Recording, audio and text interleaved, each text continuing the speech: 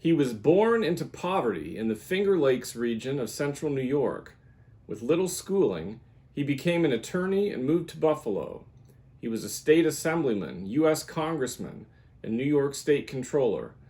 Gaining the Whig nomination for vice president, he succeeded to the presidency at the death of President Taylor. He was instrumental in the passage of the Compromise of 1850, which delayed the onset of civil war. He desired the presidential nomination for a term in his own right, but was passed over for General Winfield Scott. He ran for the presidency again 4 years later, this time as the nominee of the American Party. He retired to Buffalo and supported the Union during the Civil War, but opposed some of President Lincoln's war policies. He was our nation's 13th chief executive, Millard Fillmore.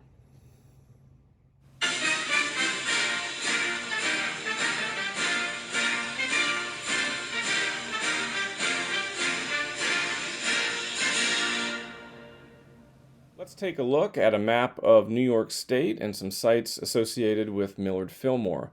Fillmore was born in Cayuga County in central New York, in this area here. There is a historic marker at the location where he was born, and just a few miles away at the Fillmore Glen State Park, you can see a replica of the log cabin that he was born in. Most of Fillmore's life, though, was spent in western New York.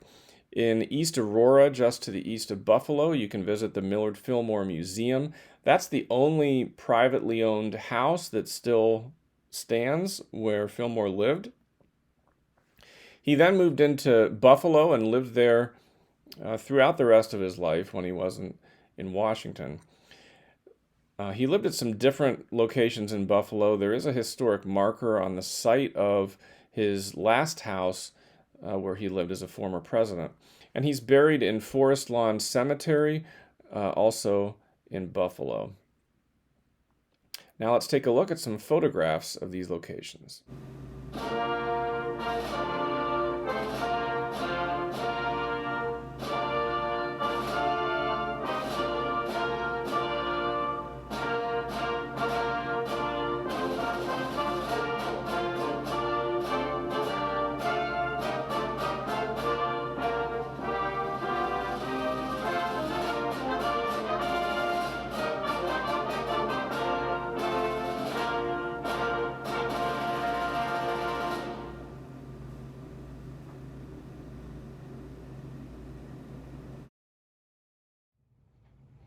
Now let's take a look at some books in my collection relating to Millard Fillmore.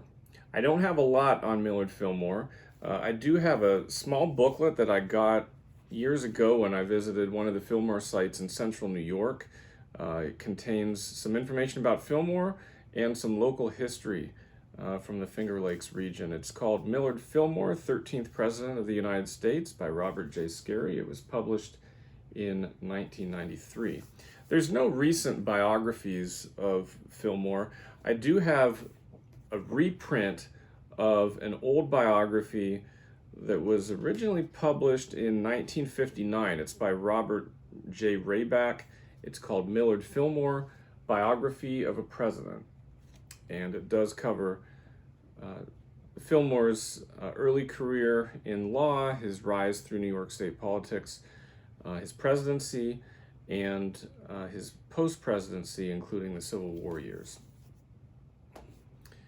Our next program will focus on our nation's 14th president, Franklin Pierce.